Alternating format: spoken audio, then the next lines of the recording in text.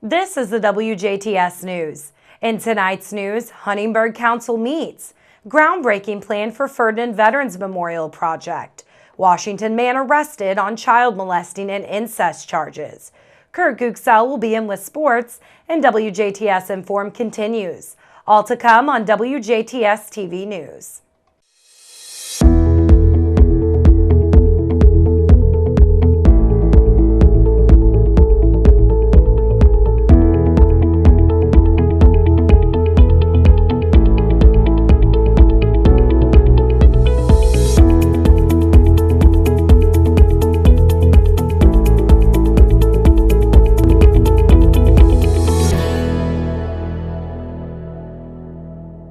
Good evening, I'm Jenna Schaffer with the news. The Huntingburg City Council introduced a series of ordinances Tuesday night with the intended effect to install a water rate tracker and increase the connection fee for electric and water. Patoka Lake Regional Water and Sewer District recently increased the cost of water services to buyers. Estimated average water rate hike as a result of this rate tracker is around $1.56. The intention behind the increase is simply to cover the cost of Patoka's water price. In addition to this possible rate increase, the council is also looking to increase the one-time charge for water and electric connection fees. These fees have not been updated in a while, and the city's water and electric superintendents seek to cover the cost of the materials, which has increased over the years. This will not affect current water and electric users. Only new installations will be expected to pay this higher fee should it be approved. The process to make these increases will take place across several meetings, with Tuesday night's meeting only being the introduction to the ordinances. A public hearing will be held at the next Huntingburg City Council meeting Tuesday, February 12th at 5:30 p.m., giving a chance for the public to ask questions and make statements in relation to these increases. The meeting will also be a joint session with the Rate Utility Board.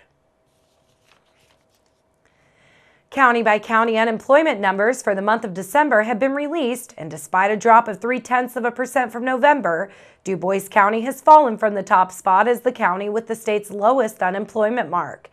Individual county numbers provided Tuesday by the Indiana Department of Workforce Development showed Du Bois County's unemployment rate last month at 2.4% compared to 2.7% in November, when it shared the #1 spot with Bartholomew County. Even with the drop, Du Bois County fell to number 2, 0.1% behind Tipton County at 2.3%. Nearby Gibson County was right behind Du Bois at 2.5%. Statewide, Indiana ended 2018 with an unemployment rate worse than where it started the year. The rate failed to improve in December for the 10th consecutive month. The state's unemployment rate remained unchanged last month at 3.6%. It hasn't improved since February. That's the longest stretch without a decline in about 6 years. Yet the state's labor force increased nearly every month of 2018, including December. The labor force counts more than just those who have a job. It also measures how many people are unemployed but actively looking for work. So it's often used as a signal of optimism in the economy. And the private sector saw a huge job surge in December with about 12,000 positions filled. Private sector employment grew by nearly 43,000 people over the course of 2018. Locally, as we mentioned, Du Bois County, despite an improvement of 0.3% from the month before, fell to second place as far as counties with the state's lowest unemployment mark at 2.4%. Davies and Martin counties both came in at 2.7%, Warwick County 2.9%, Spencer at 3.3%, Pike and Orange County 3.5%, Perry at 3.7%, and Crawford County's November unemployment rate was at 5.2%. Each saw an improvement from the month before, except Perry, who remained unchanged, and Crawford County, who experienced an increase of 0.6%. In fact, Crawford County had the state's second highest unemployment mark in December, behind Vermilion County, just north of Terre Haute, at 5.7%. The Ferdinand American Legion, along with the Ferdinand Chamber of Commerce, plan to host a groundbreaking ceremony next Tuesday, January 29th at 4:30 p.m. to kick off the Veterans Memorial Project in Ferdinand. Construction on the Veterans Memorial on Ferdinand's north side will begin this spring. It will be located near Pine Drive and visible from State Road 162 on land provided by Marine Corps veteran Leon Wire, who is spearheading the project. Plans for the memorial call for a long, narrow structure with a large stone with words of thanks for veterans, 5 smaller stones for each branch of the military, and 3 flags on the property: the U.S. flag, the Indiana flag, and the black flag for prisoners of war and those missing in action. Visitors will be able to park on the street behind the memorial and walk through it. Representation from the town and project leaders will be in attendance at next Tuesday's groundbreaking to give a brief message. Once again, the Ferdinand American Legion, along with the Ferdinand Chamber of Commerce, plan to host a groundbreaking ceremony next Tuesday, January 29th at 4:30 p.m. to kick off the Veterans Memorial Project in Ferdinand.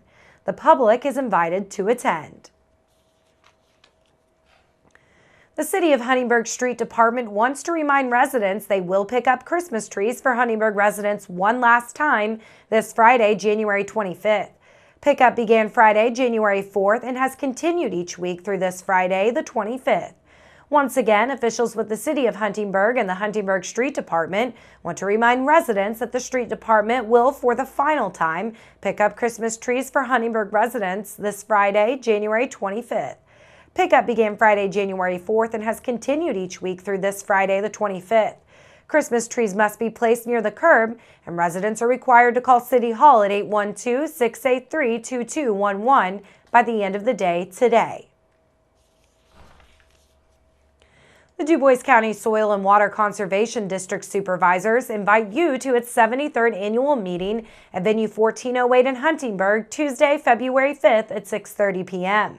The conservation accomplishments of local landowners will be recognized through the presentation of the Otto J. Bauer Conservation Farmer of the Year Award and the OFS Forest Stewardship Award. Roger Sermersheim, DuBois County's 2018 River Friendly Farmer, will also be recognized. The All-New Friend of Conservation Award will be presented as well. The Friend of Conservation Award will be presented annually to an individual or corporation that makes outstanding contributions to soil and water conservation in DuBois County. Finally, the Ken McWilliams Award for Soil Judging Excellence will be presented to the county team that scored the highest at the Soil and Water Conservation District Purdue Extension Soil Judging Invitational.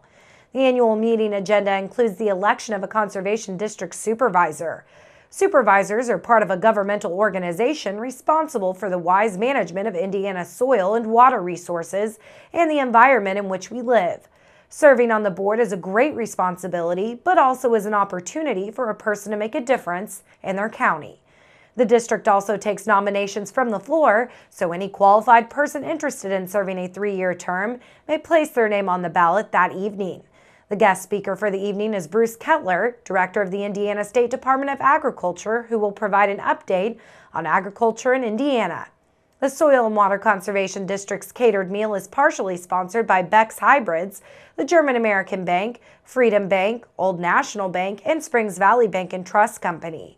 Meal tickets are only $5. Please contact the Soil and Water Conservation District office at 812-482-1171 extension 3 by January 29th to make your reservation.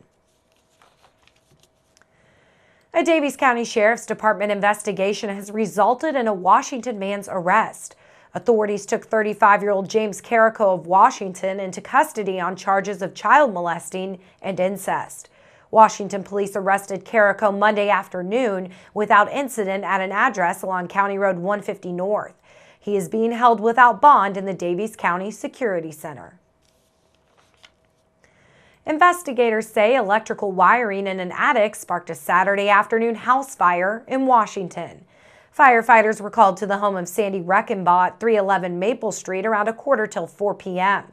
Firefighters battled the blaze for 2 hours.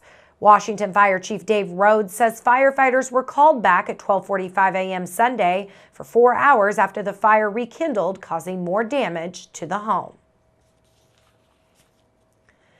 Steve Sturgis, an 18-year veteran with the Daviess County Sheriff's Department, has been picked by Sheriff Gary Allison as the department's new chief deputy. Allison says he had a lot to choose from within the department. He says he picked Sturgis because he is level-headed and felt he would make a good first deputy. Sturgis graduated from Washington High School and received a degree from Vincennes University. He joined the Sheriff's Department as a jailer in 2000, spent a few months working in dispatch, and then was hired as a road deputy in 2001. He graduated from the Indiana Law Enforcement Academy in 2002.